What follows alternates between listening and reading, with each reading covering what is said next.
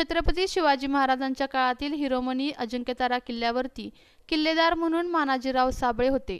औरंगजेब बादशाह यांचा थोरला मुलगा अझीम खान यांनी अजिंक्यतारा किल्ला जिंकण्याचा विडा उचलला होता.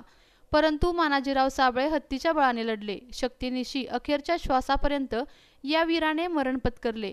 त्या किल्ल्यावरती छत्रपती शिवरायांना बातमी कळाली. रायगडावरती या किल्लेदारांच्या पुत्रांना शौर्याबद्दल राजमाता जिजाऊंच्या हस्ते ताम्रपट दिले. साबळे आडनावाची साताराच्या उत्तरेस शूतर आरफळ वडूत या ठिकाणी साबळे कुटुंबीय आहेत. गेली 6 वर्ष मानाजीराव साबळे यांच्याबाबत पुरावा गोळा करून शासनाकडे सादर केल्यामुळे हा बहुमान आपल्याला मिळणार आहे. म्हणून शिवतर आरफळ वडूत येथील साबळे कुटुंबीय शिवतर गावामध्ये एकत्र करून येणाऱ्या 19 फेब्रुवारीला अजिंक्यतारा किल्लेदार मानाजीराव साबळे स्वराज्य रथयात्रा पुढे येऊन चालू होणार आहे. या स्वराज्य रथयात्रेमध्ये 76व्या दिंडीमध्ये सर्व साबळे कुटुंबियांनी एकत्र यावे असे आवाहन आशिष साबळे पाटील यांनी केले आहे. खूप अशी मेहनत घेतली. आशिष भाऊच्या बद्दल सांगायचं म्हटलं, आशिष भाऊचं मूळ गाव हे बहुळ. आशिष दादाच्या कुटुंबामध्ये त्यांच्या दुसऱ्या पिढीमध्ये त्यांचे आजोबा आणि वडील हे पोलीस दलामध्ये आपल्या पुणे शहराच्या सेवेमध्ये वडील आजही आहेत आणि आजोबा होते. आशिष दादाचं बालपण पुण्यातच गेलं. महाराष्ट्र निर्माण विद्यार्थी सेनेच्या अगदी कार्यकर्त्यापासून काम सुरू केलं. नंतरच्या काळामध्ये शहर सरचिटणीस झाले, शहराध्यक्ष झाले महात्मा विद्यार्थी सेनेचे. आज रोजी महाराष्ट्र निर्माण विद्यार्थी सेनेचे पुणे जिल्ह्याचे अध्यक्ष आहेत. आणि त्याचबरोबर आम्ही म्हणजे आज शिवतरला किरण नानांना आणि बाकी मंडळींना ही मीटिंग अरेंज करण्यासाठी सांगण्याची एकच गोष्ट होती की बरेच दिवस मगाशी जसं प्रवीण दादांनी सांगितलं की आपल्या पुण्यामध्ये 2011 पासून सगळे स्वराज्य बांधवांचे स्वराज्य रथ निघतात. पण याच्यामध्ये खंत अशी होती, वर्षांपासून एक खंत होती की आपल्या साबळे पाटील परिवाराचा खूप मोठा इतिहास आहे. म्हणजे मी आता अखिल भारतीय युवक मराठा महासंघाला पश्चिम महाराष्ट्राचा अध्यक्ष म्हणून काम करतोय. तर बरेच याच्यामध्ये माझी मराठा सरदारांची घराणी आहेत, किल्लेदारांची आहेत, सरसेनापती घराणी आहेत, सुभेदारांची आहेत. सगळ्यांबरोबर माझा संपर्क होता. मी नेहमी विचार करायचो की बाबा आपला काय इतिहास नक्की आहे. मग आमचे संतोष हिपळे म्हणून मराठा महासंघाचे मोडीलिखीचे अभ्यासक आहेत. तर मग आपला जो इतिहास आहे अजिंक्यतारा किल्ल्यापासून तो त्यांनी मला एक एक गोष्टी सगळे देत गेली. मी पांडुरंग बलकोडे दादांबरोबर पुण्यात बसलो, सगळी एकदम माहिती काढली. ज्या वेळेला आपली कागदपत्र सगळी निघाली तर राजमाता जिजाऊ साहेबांपासून म्हणजे आपला इतिहासही आपले पूर्वज त्यांचे अंगरक्षक होते. त्यानंतर मानाजीराव साबळेंचा जो काही त्यांनी अजिंक्यतारा किल्ला अझीम खानाच्या हातातून सर करून तो स्वतः धारातीर्थी पडले आणि तो टिकवून ठेवला स्वराज्य. त्याच्यानंतर 6 हत्तींच्या बळाने लढले म्हणून आपल्याला साबळे ही पदवी दिली. त्यानंतर वडूद असेल, आरफळ, शिवतर, बहुळे, शिदेगावणे, साबळेवाडी असा महाराष्ट्रभर हे सगळे साबळे पसरले. मी मध्यंतरी म्हणजे आमचे देवासला नातेवाईक म्हणजे आपले सगळ्यांचे नातं होतं पाचुंकर म्हणून, तर देवासला महापौर ना. मी तिकडे गेलो तर दर्शन घेतलं महाकालला जाऊन आम्ही देवासला येऊन थांबलो. देवासला आलो तर तिथं पवारांची घरं, 15-20 साबळेंची घरं. तर मी त्यांना म्हणलं तुम्ही साबळे नक्की कुठले? ते म्हणजे हमारा जन्म स्थान आहे, हमारा पूर्वजों का शिवतर आहे. मी सगळं मेघ येऊन शिवतर शिवतर शिवतर शिवतर जवळजवळ 2, 2.5, 3 वर्ष हा सगळा अभ्यास चालू होता. मग जगतापांचा रथ निघतो, मानेंचा रथ असेल, कोणी जे काही ज्यांनी घोरपड्यांचा रथ आहे, ज्यांनी स्वराज्यासाठी रक्त वाहिलेले त्यांच्या पिढ्यानपिढ्या खर्च केल्या त्यांच्या सगळ्यांचे रथ. मला मी 5-6 वर्ष म्हणत होतो एवढा आपली मोठी स्ट्रॉंग हिस्ट्री. मग सगळा इतिहास अभ्यासकांकडनं पांडुरंग बलकोडेंनी याच्यात सगळ्यात मोठी मदत त्यांनी केली की त्यांनी आपले A to Z पेपर गोळा केले.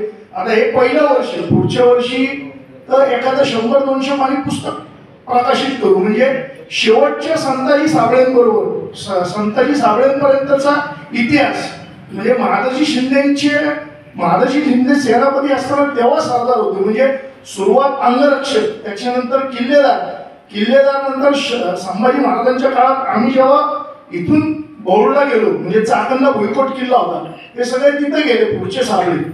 त्याच्यानंतर शेवटच्या म्हणजे आपला शेवटचा पानिपतच्या लढाईपर्यंत गेलेले. आणि मग तिथं आम्ही जेव्हा मध्य प्रदेशला गेलो तिथल्या साबळ्यांना म्हणलं तुम्ही इथं कधी आले, कुठल्या युद्धात आले, काय आले. मग ते म्हणले आम्ही सगळे ग्वाल्हेरच्या शिंदेबरोबर या युद्धाला होतो, मग आम्ही मध्य प्रदेशला पाहिजे. मग हे सगळं गोळा करत करत करत मी आपले फुलस्केपची 200 पानी वही घेऊन रोज घ्यायचो, जे काय अपडेट्स येतील त्या लिहित होतो. मग संतोष झिपरे मोडीलकीचे अभ्यासक असतील, पांडुरंग तात्या बलकोडे, त्यांच्याबरोबर बसून हे सगळं गोळा केलं. त्याच्यानंतर हे सगळं घेऊन मी स्वप्नील भाऊ आम्ही अमित गायकवाडांकडे गेलो, बसलो. म्हणजे ही आमची कागदपत्र, तुमचे जे काय 11 लोकांची समिती आहे, सगळे चेक करा, हे सगळे इतिहासाचे. हे सगळं पाहिल्यानंतर मग आपला ज्यांच्या सोबत त्यावेळेची आपली काही सोयरीक होती, म्हणजे बाबा कोणाकोणाबरोबर आहे, बाबा पायगुडींबरोबर आहे, जगतापांबरोबर आहे, हे ते त्या सगळ्या लोकांशी त्यांनी सल्लामसलत केली. आणि मग जेव्हा फायनल झालं त्या दिवशी मी मला वाटतं पहिला फोन नानांनाच केला. त्याच्यानंतर मग गणेश भाऊला फोन केला, मग स्वप्नील भाऊंचं बोलणं झालं. आणि मग त्या दिवशी आपल्याला त्यांनी ह्या वर्षीपासून स्वराज्य रथात सगळ्या स्वराज्य बांधवांबरोबर सहभागी व्हायची आपल्याला. नमस्कार, जय शिवराय. 19 फेब्रुवारी 2025 रोजी म्हणजे पुण्यामध्ये जे स्वराज्य बांधवांचं म्हणजे छत्रपती शिवाजी महाराजांच्या कालखंडापासून हिंदवी स्वराज्य ज्यांनी सेवा केलेली आहे अशी जी घराणी आहेत त्यांचे स्वराज्य रथ निघतात. तर ह्या वर्षीपासून अजिंक्यतारा वीर किल्लेदार मानाजीराव साबळे पाटलांचं स्वराज्य रथात सहभाग करून घेतलेला आहे. हा ऐतिहासिक वारसा साबळे पाटील कुटुंबियांचा म्हणजे पैलवान मानाजीराव साबळेंपासून चालत आलेला हा शेवटी सेनापती महादजी शिंदे सरकारांबरोबर संताजी साबळे म्हणजे जोधपूरच्या वेळेला म्हणजे ज्या युद्धात होते तोपर्यंतचा आमच्या कालखंडाचा पूर्ण इतिहास होता. त्यामुळे आपल्याला मानाने यावर्षी या रथ महोत्सवात आपल्याला सन्मानित करून त्यांनी आपल्याला सहभागी केलेले. अजिंक्यतारा किल्ल्याचे किल्लेदार मानाजीराव साबळे होते, ते 6 हत्तींच्या बळाने लढले.